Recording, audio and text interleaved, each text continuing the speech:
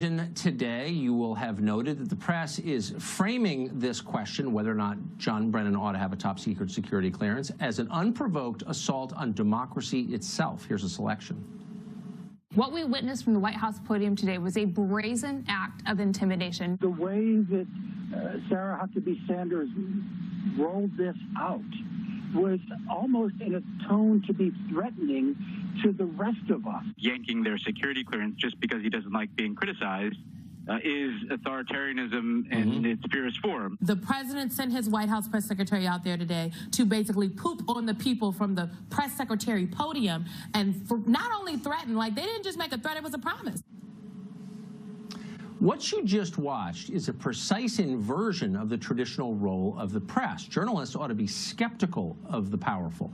They ought to demand accountability and clear explanations from secretive bureaucrats like John Brennan and from the agency he once worked for. But they're not. Instead, they have become Brennan's faithful handmaidens, arguing that he and his colleagues in the intelligence world are not bound by the same rules that you and I are. The intelligence establishment does what it wants, they tell us. Your job is to obey. They are in charge. You are a serf. They spy on you without limit. You accept a life with no privacy. But don't complain. Insolence is disloyalty. Dissent is treason. That is the message on every other channel. That is state media, the definition of it. Dan Bongino was a former Secret Service agent and the author of the new book, Spygate, the attempted sabotage of Donald J. Trump. Dan, thanks a lot for coming on tonight. It seems to me if the press has any role at all, it's to make certain that people who've amassed an enormous amount of power to affect your life, ought to be under relentless scrutiny.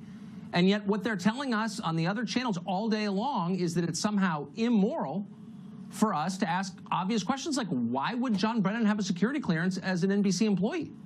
Why are they tamping down any effort to ask obvious questions about what our government is doing? Well, you would think so, Tucker, but we're dealing with a modern-day Pravda. You understand that John Brennan was the puppet master of the entire scheme to violate the civil liberties of Donald Trump and his team?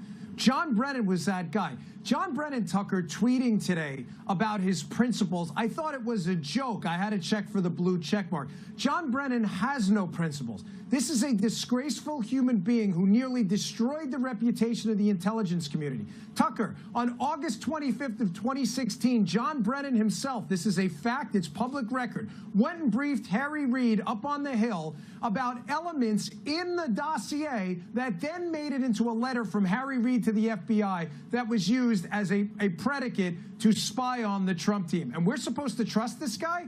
This guy should get off Twitter and hire a lawyer. Well, but I also thought we were supposed to be impressed by him. I mean, I don't call me naive, but I grew up imagining the heads of our intel agencies were sophisticated and intelligent. Everything I have ever read by John Brennan is banal.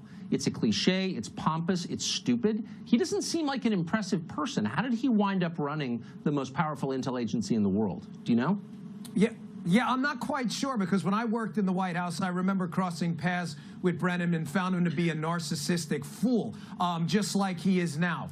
This man is really a disgrace and a stain on the United States, whose legacy will only be as a cautionary tale told to future CIA leaders about how not to act. Tucker, keep in mind, too, back as far back as 2015, left-wing reporters, because they thought they had a Trump collusion conspiracy, which never existed, were reporting on Brennan's contacts with foreign intel about Trump and his relationship with the Russians that never came to fruition. Suspiciously, some of those foreign intelligence heads resigned right after the Donald Trump election, rather abruptly. They were communicating with John Brennan, who, by the way, also is on the record saying on TV with Chuck Todd and others and in media appearances that he still has no hard evidence of collusion, yet he weaponized the government in order to attack Donald Trump. He needs to slither away quickly.